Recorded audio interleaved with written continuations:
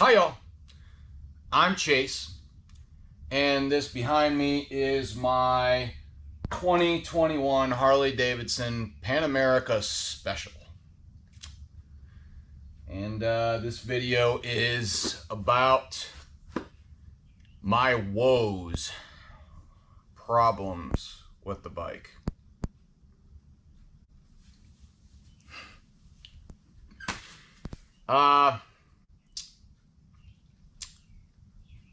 Let's start off with the very first day I had it.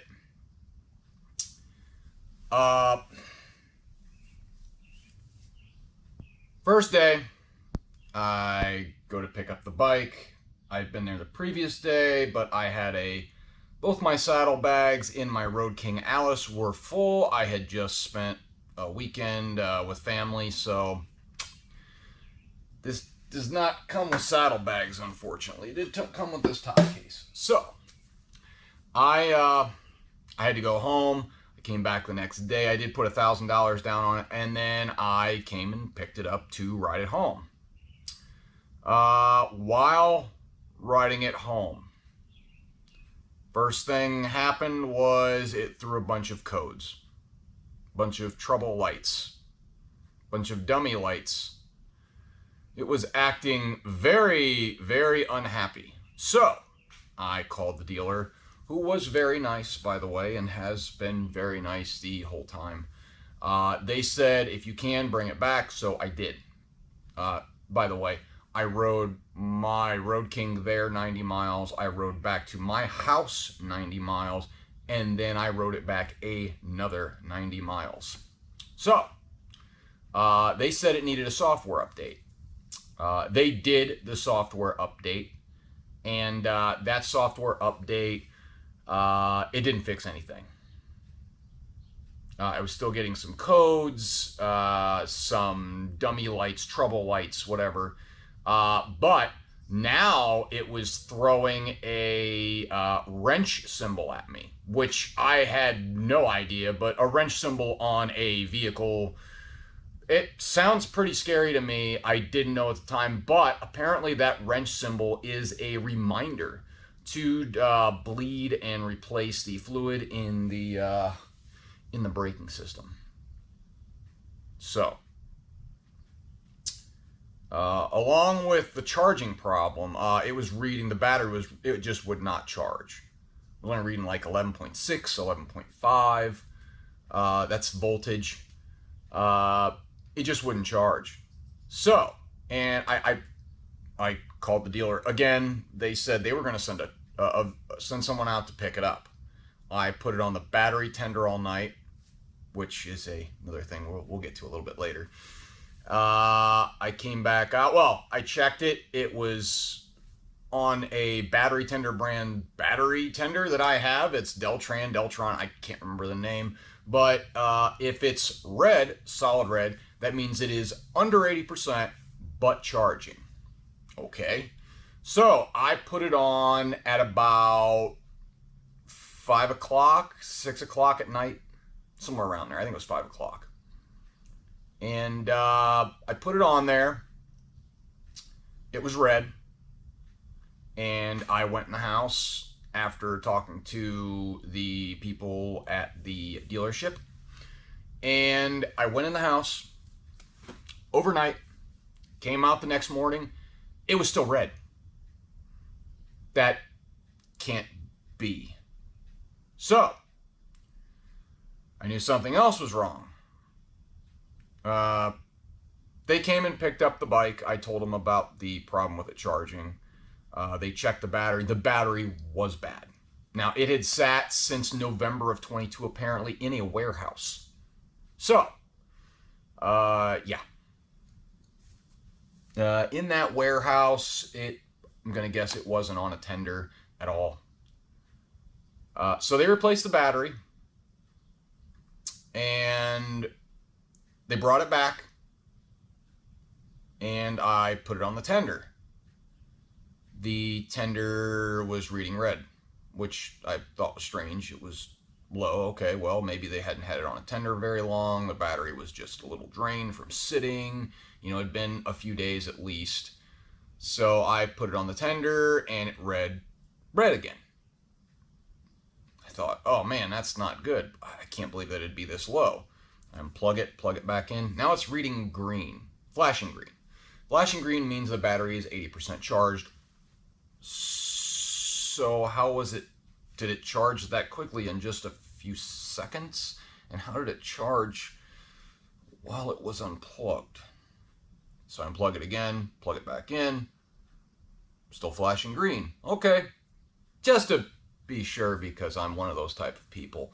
I unplugged it one more time, plugged it back in. Now it's flat red. That's not right. So, I'm guessing there's something wrong with the pigtail. Gotta be. I know it's not my tender because it charged my Road King just fine. And that's got a 500 cold crank amp battery in it. This thing has a 225 or 240. I don't remember which one, but it's one of those, which is less than half the cold crank amps, less than half the size of the battery of the one in my Road King. So, I talked to the guy, the tech at the dealer, and we're going through, and he's, we checked the fuses. Apparently the fuse box is underneath this seat, and it's not the fuse box like you think. In my head, I work on cars. Fuse boxes.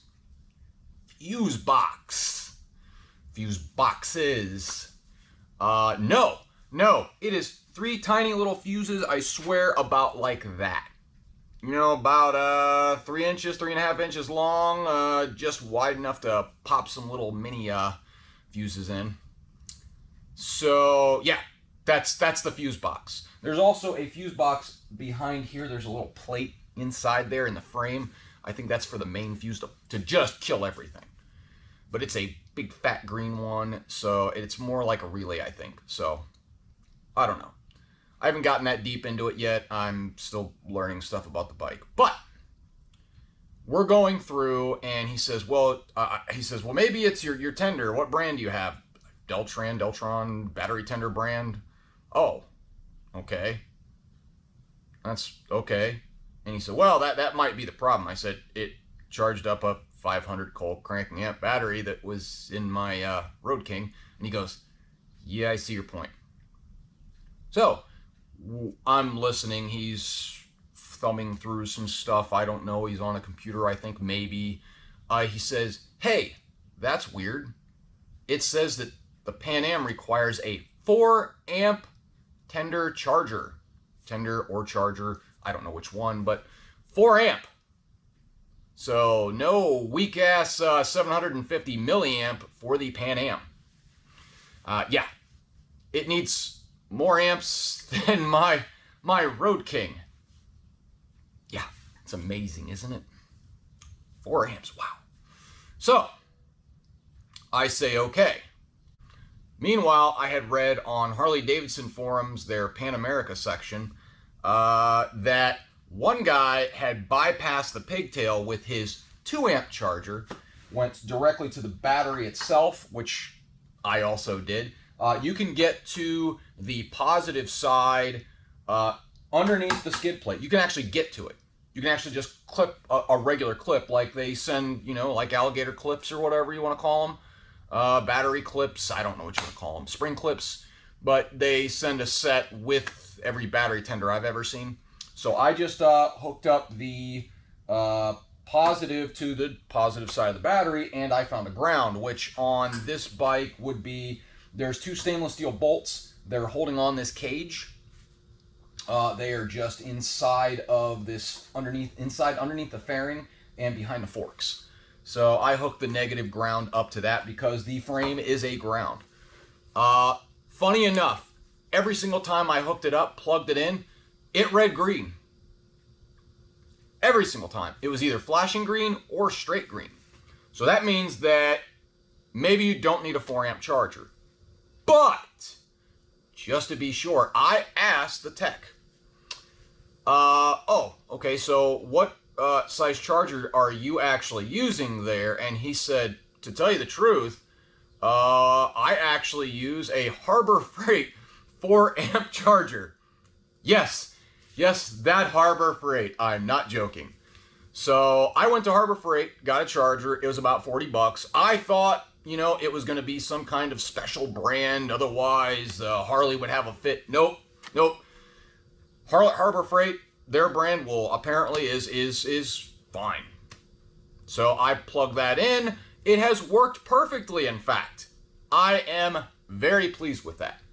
Now, thinking everything is fixed, I decided that I would go out. They had a day with Adam Sandoval.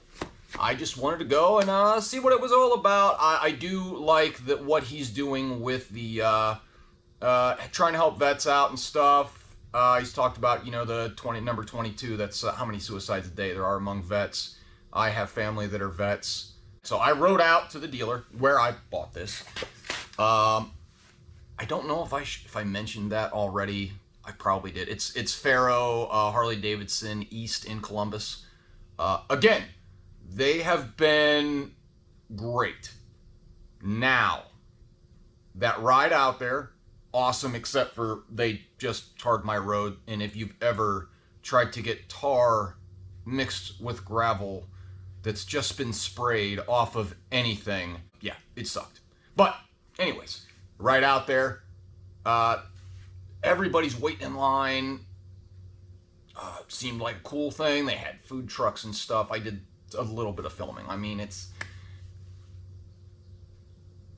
I'm not a meet and greet kind of person when it comes to people that are of note or fame.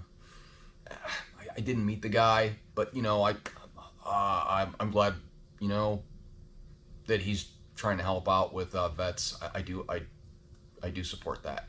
So I left.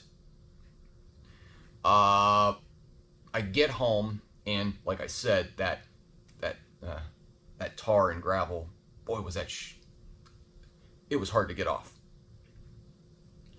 While I'm doing that, if you notice, I have some wrap on here. Well, here is the radiator hose. If you notice how close it is to the header, while I was cleaning off all the nastiness off the bike, I look over and there is a spot on this radiator hose. And I thought, how the hell could tar get back there? I mean, it's behind the radiator and everything. Tar could not get back there. There's just no way tar could get there. So I stick my little finger in there and I rub a little bit and pull my finger back as I'm rubbing, and a chunk of rubber came off.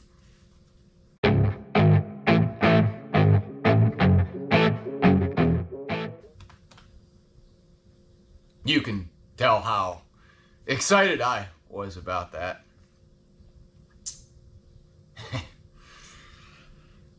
So, I call the dealership.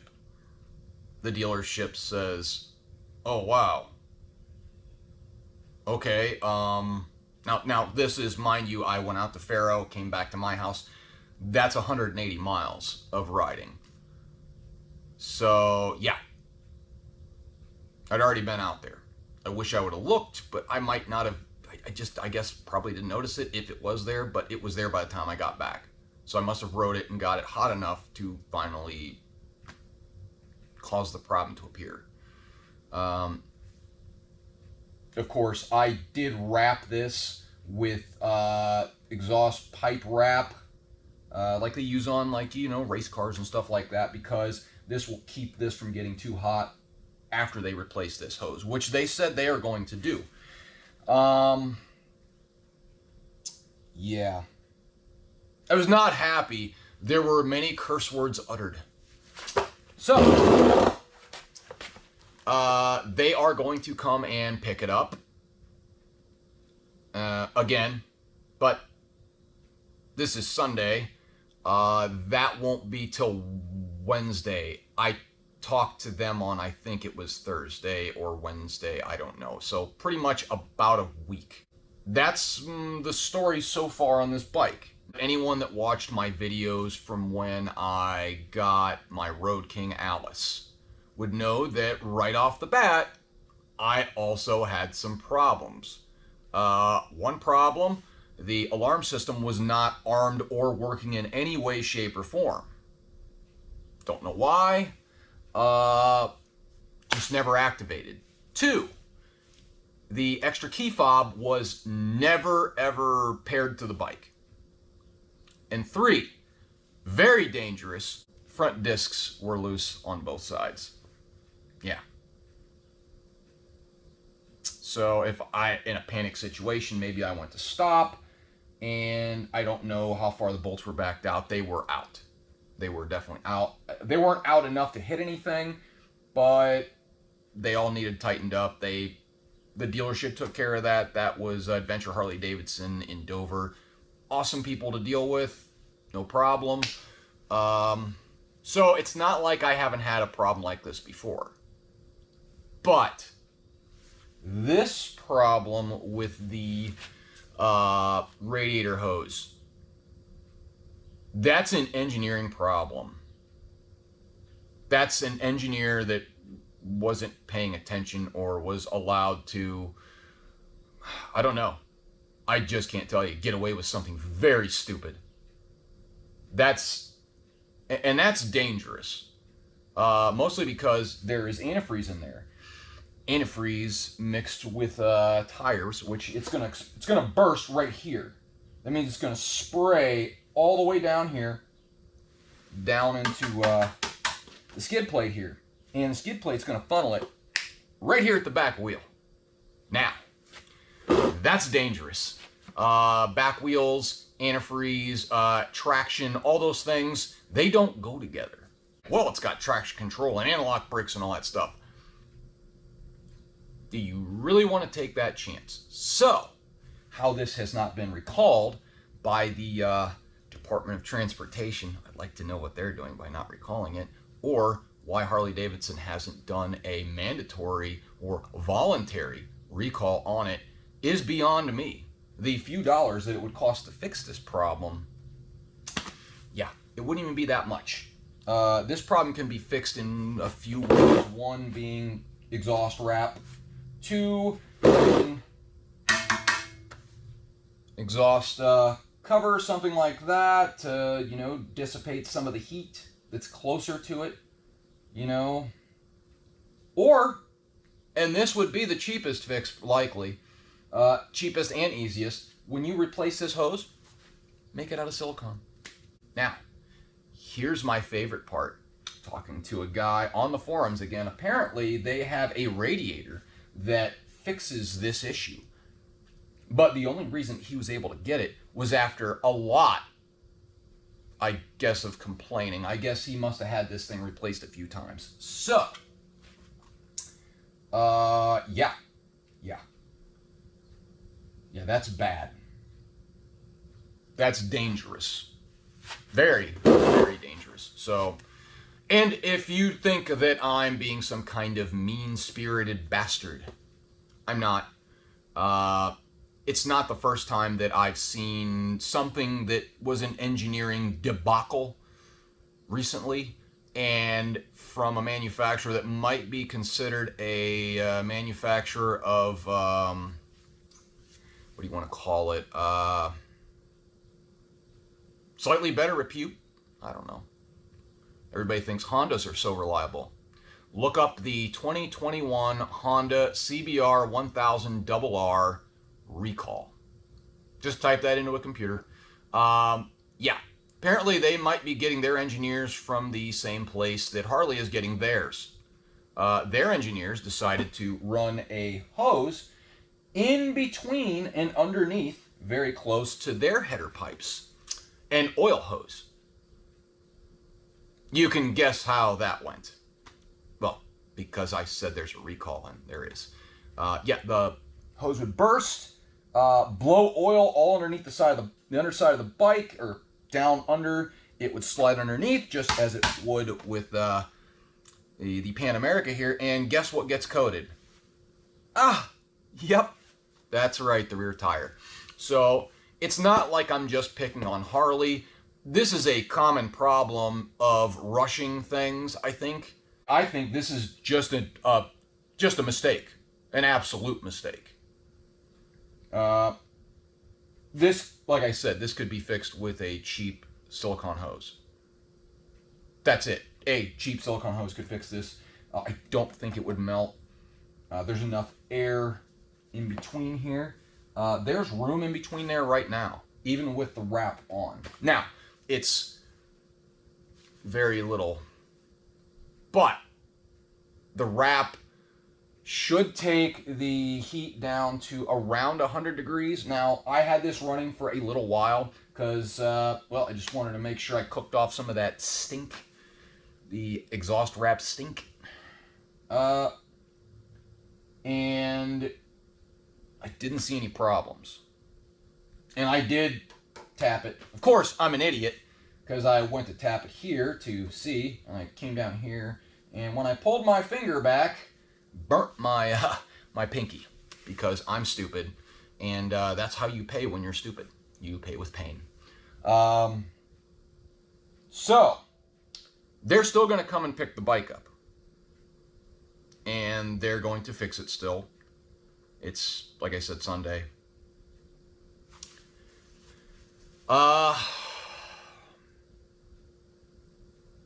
will say this. Let's end on this.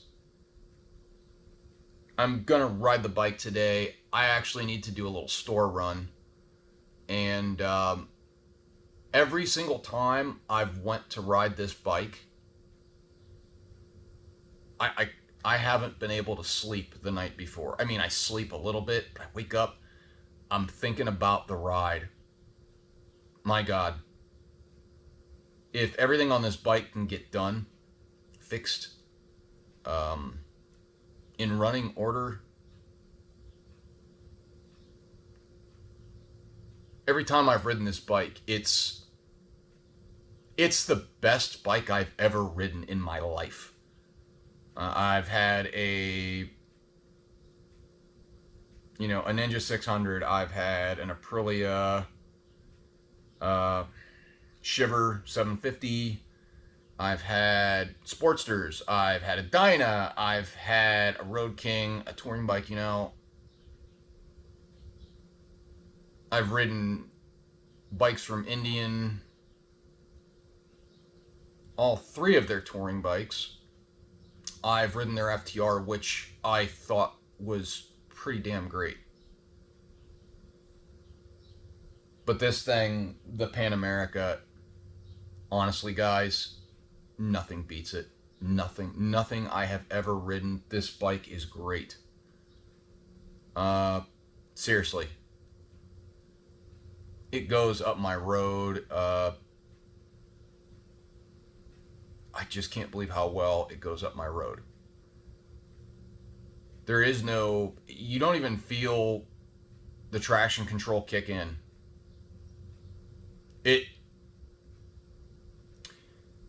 Harley really has something here, and if they can refine it, my God, it's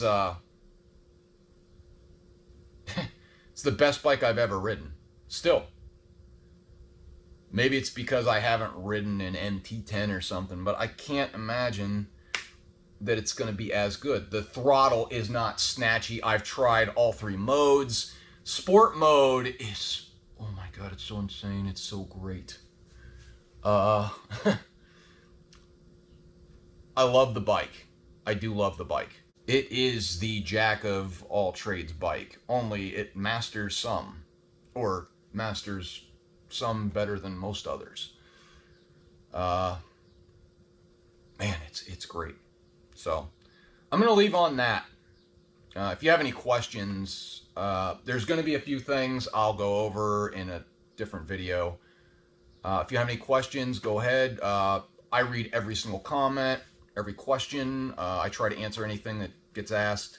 Like and subscribe. That stuff helps. Man, I wish my channel would grow. Growing my channel would be great. This video is very long already. I kind of waxed on a little too long. But flick that ding-a-ling if you are subscribed to be notified of any new videos I'm coming out with. And I guess that's it. Bye, y'all.